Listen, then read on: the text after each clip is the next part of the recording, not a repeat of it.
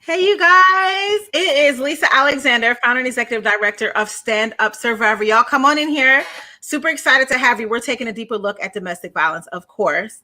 And my guest tonight is Norma Peterson. Hey, Norma. Hey. Hello. Hi. I am super, super excited that you are joining us tonight. So I'm going to give everybody a few minutes to join us in here tonight. Get ready to just learn a lot tonight. I'm super excited to have Norma on here. So I'm going to do a little housekeeping, Norma. So hang out for like 30 seconds, and then we are going to get ready to get started. You guys, I'm super excited. Come on. Hey, when you come in, say hey to Norma. We have some great things we want to share with you tonight. So make sure that you like and share.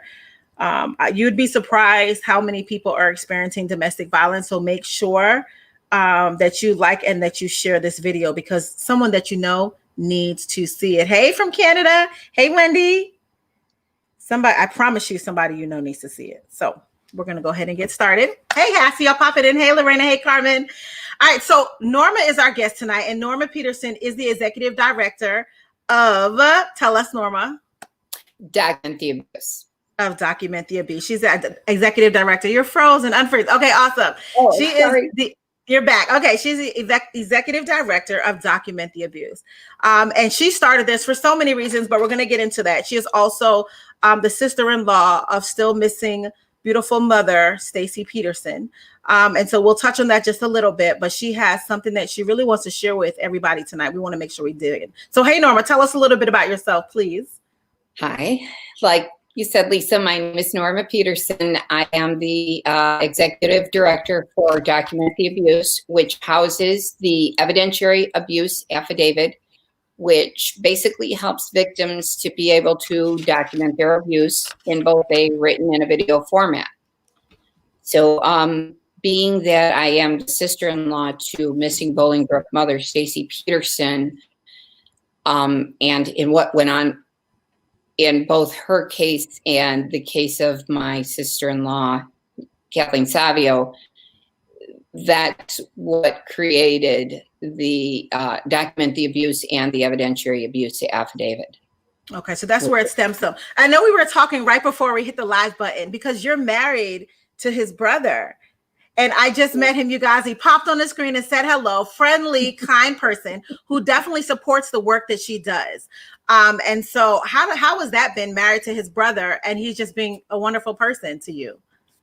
Well, I used to joke around and tell my mother-in-law that I always got the good one. So you did. You did. For me. Yeah. Yeah. And what it is a very hard situation to go through, especially for my husband, being that it was his brother, but yet knowing that I was doing the work that I was doing and wanting to be supportive. And after a period of time, coming to grips with what had happened and what Drew had done and things like that, and wanted to get on the side of helping victims, realizing that, he could be a part of this too.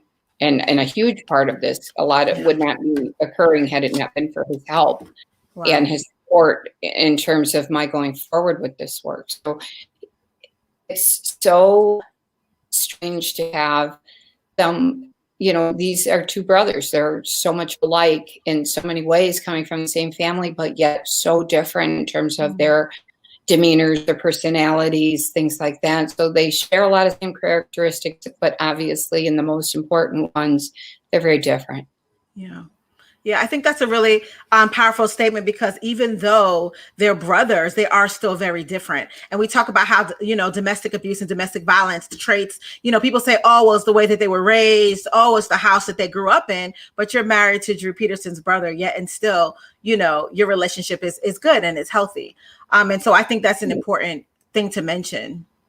And I don't think that when people see a situation such as ours on TV, and you start to make judgments from that. Oh, the whole family must be like that. Or, oh, why didn't they stop him from, doing those types of things or exhibiting that kind of behavior? But a lot of times what people don't understand is that when you're dealing with a narcissist, regardless of whatever they're being told from their family members or from their, loved ones, that they're going to do what they're going to do, and there's not a lot of control that can be exerted over them. So whether you're a part of the family, and maybe if it gives people pause to think when they see someone on TV, a family member, to think, to maybe give them just a moment of empathy, because a lot of times, as it was in Stacy's case and in Kathy's case, these were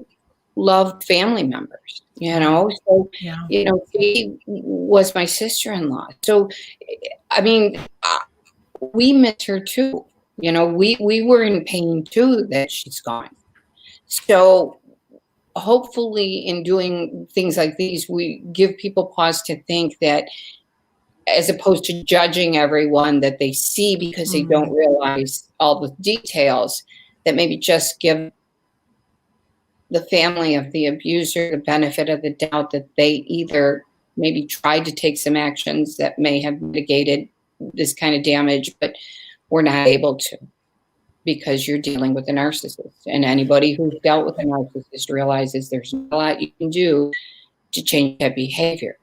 All you can do is protect yourself so that you don't become a part of the victims that come along. And as family members, so many times you are a part of that victim. We were victims of his narcissism also. Wow. I think that's really powerful. And I don't think on this platform, people hear that part of the story very much, because as a family member of the narcissist abuser and having to deal with the media and everything that goes along with such a big case, and just the loss of family members, and just the chaos that goes on. You have children that are left behind. There's so many things. We're not thinking of that, and you can't tie the family to the abuser, because that's not fair either. Right. And it's easy to get caught up because the media plays up the most salacious parts of things. So you get caught up as a viewer thinking, oh, well, why didn't they do this? Or, wow, and actually I took quite a bit of grief when this all first went on, that I wasn't out in the media addressing his issues or addressing him, or, giving my take on things. And so many times what it is we as family members have to protect ones that are left behind. These kids don't need to hear all of us family members out there, bad talking their family. I mean, this is their mother, their father. They didn't need to hear any of us out there making things worse or giving them more things to deal with, because truly that's what our end goal was, to just protect them, to keep them from having to deal with this. And at some point, I think the media realized that that's what we were there for, so they left us alone. But again, going back to situations where maybe people don't realize that the abuser's family is doing their best to either protect themselves or to try to protect children that may have been left behind. Serious of the consequences. So you have to do what you can to try to not be a part of what they need to get over. Yeah, I think that's I'm really glad that you said that. I think that's a necessary part for people to think about. And for those of you that are just popping in, this is Norma Peterson. She is the sister-in-law of still missing Bollenberg mother, Stacy Peterson. And because of what happened in their family situation, she decided to follow through with an organization that was originally started by Susan. So tell us a little bit about Susan and the organization that she started. So Susan Murphy Milano had been a domestic violence awareness advocate for years in the Chicagoland area. And I mean, she was very well known, and she'd been on Oprah, on the Today Show, the AM morning show. She was the go-to when it came to how to help victims. And she even ran an underground railroad for domestic violence victims to help get them out. Now, the reason that Drew's case resonated so much with her was her dad was a Chicago police officer, and he, after just years and years and years of horrible abuse, had wound up murdering her mom and then himself, and had tried to include Susan in that murder-suicide. Wow. And so when she saw Drew out there, what she basically saw was her dad, a Okay. narcissist who was within the law enforcement community that had the opportunity to really sharpen his narcissistic skills within that authoritative position. So I mean, it was just, There are a lot of survivors, Norma, that say that their spouse or their partner is a police officer, and that they just feel completely hopeless and helpless because of that fact. Because like you said, first of all, it does chisel out the narcissism because of the position that they have with the power, the weapons, and things like that. And so I know that you talk about some of the work that students started doing in the Drew Peterson case. Right. So when Susan saw that, and she's, it had so resonated with her. Now, she had written a book. She had been writing books all along, and she had one that basically had the evidentiary abuse affidavit in it. So when this went on, and Stacy, she started to find out the details of Stacy's case, and she met with Neil Shorey at Neil's church, and he was telling her, look, this is what she told me, and things like this. And she's looking around, and she sees video equipment in his church, and she asks him, why didn't you tape her? Why didn't you, while she was telling you these things? Because that would have been something he could have taken to court. Here were her voice. Here was her words saying, this is what Drew told me. This is what I know. And imagine so hold on. Let me go back a second, because I want to kind of give a little bit of context. Who you're talking about is Stacy went and spoke to the pastor of the church that she was attending and shared what was going on in her marriage. Correct. Okay. And so when Susan found out that was the case, she had gone to talk to Neil and noticed that there was all this video equipment in his church because of church, church doings. Right. So she put 2 and 2 together, and she's like, I have an affidavit that victims get to document their abuse on, and they write all their details on, and it's an affidavit, and you have video equipment. We should be putting 2 of these things together. So not only do you have the written word of that victim, now you have them stating, now you have their actual words being put down and being said, so that in a court of law, should they not be able to be there to speak for themselves, you can actually bring their voice into the courtroom. You can actually bring their stories, their history, their experience. So that's where she started with Document the Abuse. So go ahead and tell us, those that are watching, about Document the Abuse. What is it actually? So I know that you gave a great example of being able to verbally, like, videotape them, have documents, write it all down. So what is Document the Abuse? What is this affidavit? Document the Abuse is it actually the entity that houses the evidentiary abuse affidavit. So if you go on Document the Abuse, there is a EAA, is for short, is on there. So what you can do is it gives you instructions on how to fill it out, what type of information you're going to need, because basically what we're asking you to do is to fill this out, put your histories, your experiences, any information that you think will be helpful, police reports, hospital reports. What it is, it's a way to assemble all of your information in one spot. And then when you fill this out, you can print it out and you can get it notarized. And that's really where the value comes in. And it really validates everything that you're saying, adding that notary. When you fill it out online, and this is in a web-based app, we get a copy of it too. And it is kept in a safe place with the protocols that we have on the website and who we use for the filling out the affidavit. So now what it is regardless of whether you do get it notarized or not, we have a copy. So let's just say I go missing, 3 months from now, and someone knows that I filled this out. So even if I didn't print it out and I filled it out, you can go say, okay, I know Norma went and filled out an EAA. Call them, call Document the Abuse, or reach out to them. So if they reach out to me and they say, okay, Norma's missing and we know that she filled out an EAA. Well, let me check my records. Well, yes, she did. okay, well, can we get a copy of it or the PDF of it?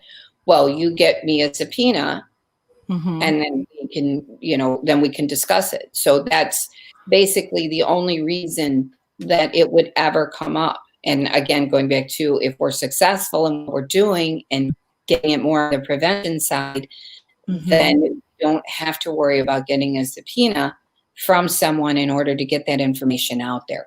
So what if someone is filling out the information, but they don't tell anybody about that information, so they have no idea that they were uploading this information and documenting their abuse through the app?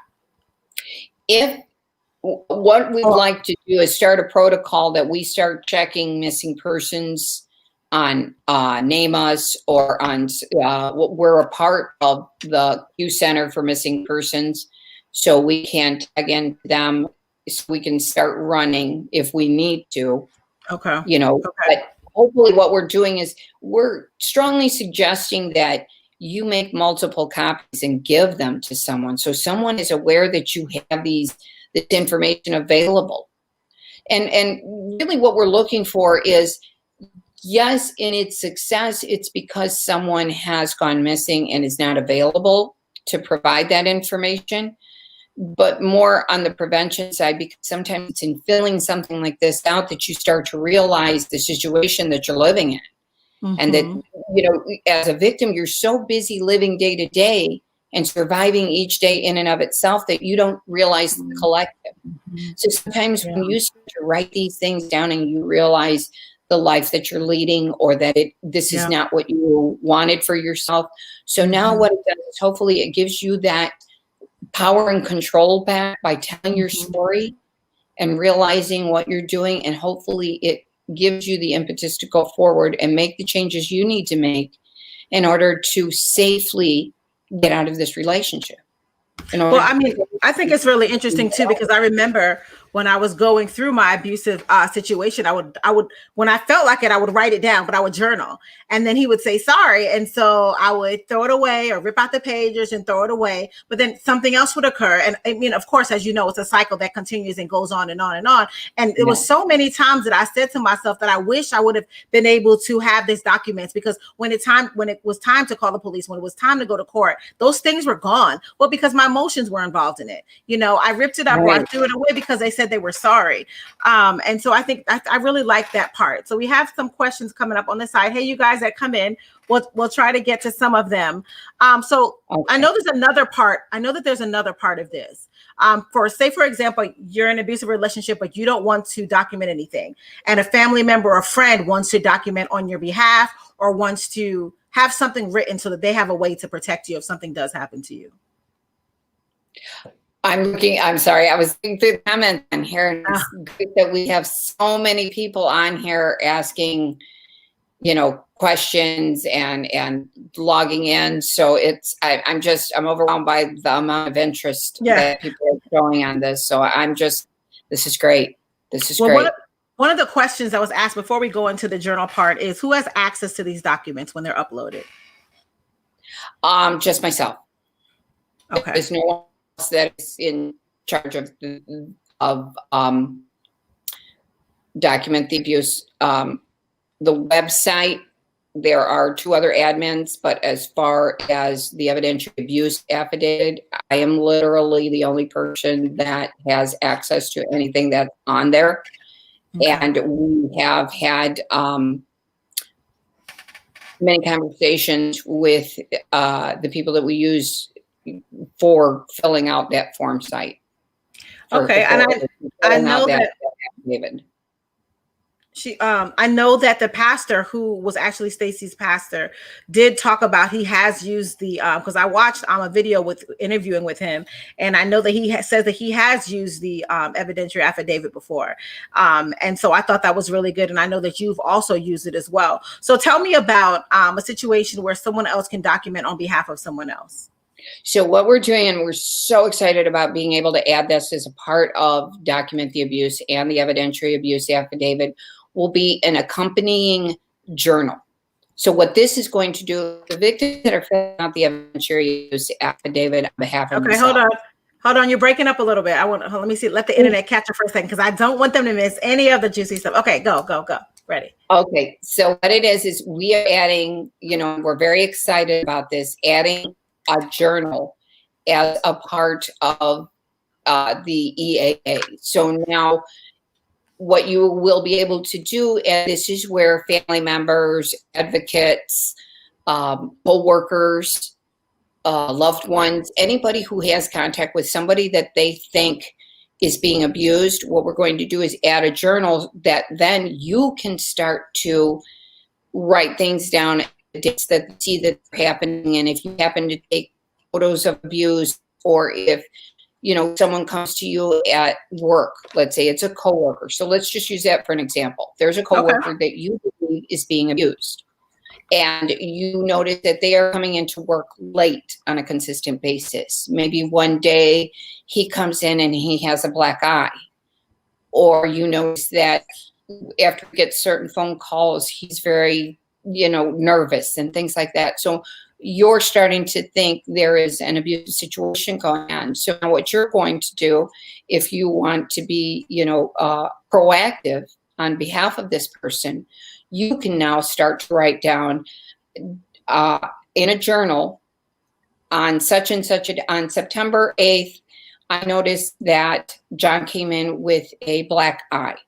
On September 17th, I noticed John came in and his eyes were all red as though he had been crying on, such and such a date. So now what you're doing is, should anything happen to that person, or let's say, they're still able to be here to talk about what had happened, you can corroborate their story. You can corroborate their experiences. And literally, this has happened in another country because of their knowledge of the evidentiary abuse affidavit. So even though this person hadn't filled one out, and this was and I was just made aware of this a few months ago in Venezuela, that because they had heard about what went on in Drew's case, and the prosecuting attorneys over there knew of the hearsay evidence and bringing it into court and things like that, they actually were able to prosecute a murder of a young girl because someone had written down a lot of the things that they had seen happen, and they were able to bring these people to justice. So, what we're trying to eliminate is hearsay, not only for the victim, but for those that may be witnessing some of these things. So now what you're doing is you're validating the stories that are being told. So we think this is going to be a very powerful tool alongside of the evidentiary abuse affidavit. And what's cool about in both of these instances is you can go in, start to fill it out, and, as in your instance, let's say everything gets better and you just kind of let it sit there. Mm-hmm. Okay, now there's another incident that has come up, and you want to write this in. Now you can just go back with your username and your password, go back in and update it. And you can update it with each incident that goes on, and you're going to be able to do the same thing with the journal. Okay. And that's not online. So the journal is not online too. Yes. The journal will be online too under the EAA. So you'll be able to choose, do you want to fill out an evidentiary abuse affidavit, or do you want to fill out a journal? So, hopefully what we're doing is we're giving those who love victims and who care for them and work on their behalf a way that they can now be a part of the solution, or be a part of the support system for these victims. I really love that, because we get questions and calls and everything from parents or family members or loved ones and relatives of someone that's in an abusive relationship and they don't know how to help. And, oftentimes as a survivor, and I can speak for a lot of survivors, they don't want to leave. They're not ready to leave, or they don't know how to leave. There's just so many other things that are going on that if someone else maybe was willing and able to document, because I remember even I was living in another state in an abusive relationship, and the people that my best friends knew about it, they didn't. So I would send pictures, or I would send pictures to my email address.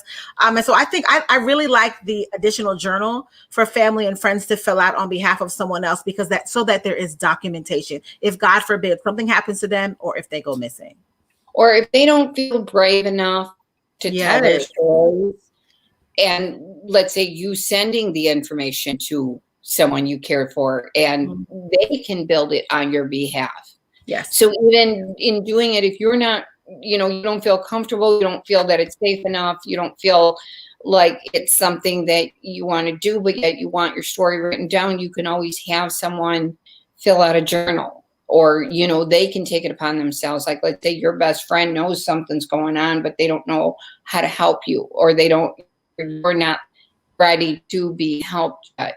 You're not in that situation, but yet they know that they need to be writing these things down on your behalf. So now what you're doing is it gives also the person, the loved one, a way to feel like they're being useful. Yeah. So many times we have to stand and we don't know what to do. Yeah. And we think, I would have done something. I could have made a difference. I could have saved her. I would have done anything I could, and you go through woulda, shoulda, coulda. And what we're trying to do is take that woulda, shoulda, coulda and make it to I can, I will, and I am. I can make a difference. I will make it better for other victims, and I am by doing what I'm doing right now. And that's what makes the work that I do so very important is, in watching what happened in my family and knowing that, this happens every day, all the time. Day. Yes. And there are so many people that are like me that just want a way to make it better for those that are fighting this fight, and while I don't have that experience, I know now what these women went through, and I have a much better perspective of what victims go through. So if, what these women went through, they weren't able to change, but now what we can do is take their stories and their experiences and make it better for someone else. And that's the legacy that we would like, these ladies to leave behind. Absolutely. I love that you've taken something that was so traumatic and painful for your family and turned it to something that could potentially help tons of victims around the world. That's already helping them. And I know when you talked about so even if she would have said something to you going into the courtroom to say it, it's the hearsay, the he said, she said, which is something that they don't want to hear in court. And that's what I really love about Document the Abuse affidavit. So you said about uploading photos. Can photos be uploaded as well? Photos, if you can take screen grabs of text messages, you can add those because they wind up being JPEGs, so you can add that kind of stuff to it. Anything that basically adds to, corroborates, validates, anything you feel would help in terms of what you're writing down or what you're videotaping. And basically the videotaping part is that you're taking the affidavit that you filled out and basically saying it, so that you're saying, hi, my name is Norma Peterson. I live at such and such an address. I have black hair. I'm 5 foot. I weigh whatever pounds, things like that. So you're giving your own information. Then you're going to give the abuser's information. And then you start to tell your story and add these various things to it. And again, you can always go back, and with each additional incident, you can add more to it. And what's helpful is that it's time-stamped, because you can't fake an internet, a website and things like that. So now it just goes to show that this is what happened on this date at this time. So it helps in terms of validation and corroboration. Okay. So tell me, ultimately, I know that someone asked it, but I think someone answered it. She said, is there an age limit for the journals? If minor children use a function, will it be legally admissible? That we haven't gotten to yet. Right now, what we're using it more is for corroboration and a way to back it up. What we have to take a look at are what are the various legal ramifications for children to be able to use this, because I believe in any kind of an abuse, regardless of whether it is adult or child. If someone, because you figure even at age 12, they can decide where they want to live. So at age 12, I don't know why you couldn't say that, these are the things I've been going through. Here, I'm writing them all down. And even, kids can get pictures of Yeah. things that happen to them. They can, yeah, and Yes, kids can they witness abuse. 15 million every year witness domestic violence within the home. So if a child is documenting the information as well, so that's a great question. Yeah, I put it across the screen. I agree, Nan. Austin, we need more ways to prove psychological, mental, and emotional abuse. We absolutely do. That needs to change. That's where so many times, these narcissists, they're very knowledgeable, extremely knowledgeable. There is a woman that worked with Susan. Her name is Sandra Brown. She runs the Institute for Reductional Harm. And she has just a multitude of information on narcissistic and psychopathic behavior and how to recognize it, how to get over a lot of the different things that you go through when you're an abuse victims in terms of different therapies. So Susan and her worked quite extensively together because she understood the ramifications of this abuse and how it so affects you going forward in being able to have relationships and things like that, especially, if it was mental as opposed to physical, because people don't don't see the wound, so that's where sometimes it just becomes so much more difficult. But if you can write it all down, if you can catch those text messages, if you can catch those emails, if you can catch those little things that some of these smarter narcissists do, then you can add them into there. Okay, that's good to know. Phone calls. I think it's really good that you decided to carry on the work that Susan has started, and she was so instrumental in your particular case. So let me see if there's any other additional questions. Any other questions? And I know that you go around, especially now, you're able to go around and kind of talk more about Stacy's case and the whole situation with Drew Peterson. And I know that you have something coming up next month. Is it next month? No, November. In November, yes. So as I'm basically what it was is I had to make sure that I was in a safe enough environment that I could come out and start speaking about the work that I was doing, which basically meant that I had to make sure that Drew was not going to get out of jail. Yeah. And until that happened, then now that's what's allowed me to go forward and to pick up Susan's work and to make sure that it gets into the hands of those that need it the most and those who love those people that need it the most. Yeah, absolutely. And so what we're doing is now getting out there. I'm doing more interviews and more shows. And so something that's going to be coming out on Real TV. Hopefully, I think they said by the end of November, and I will be updating people on that on the Document the Abuse Facebook page and website. But we're also adding to that is we are going to be doing a 1-hour Q&A at Document the Abuse website or Facebook page the hour after that airs. So I'll be putting the information on there too. So I'll be available for Q&A after that airs. So awesome. I'll keep you guys updated on that. Awesome. I thank you so much for sharing this with us. I think it's an amazing tool, especially the journal that helps other people document, even if you may not be ready to. And so if you guys have any questions or you have to follow her, go make sure that you go like her Facebook page and make sure that you go to Document the Abuse. And if you are currently in an abusive relationship and feel that this affidavit would be helpful for you, please make sure you use it. If you know of someone who's in an abusive relationship and feel like the journal portion, that'll be ready probably in, I think, 2 to 3 weeks. Yeah, so I'm going to it should be up by no later than the end of September, but hopefully in the next few weeks.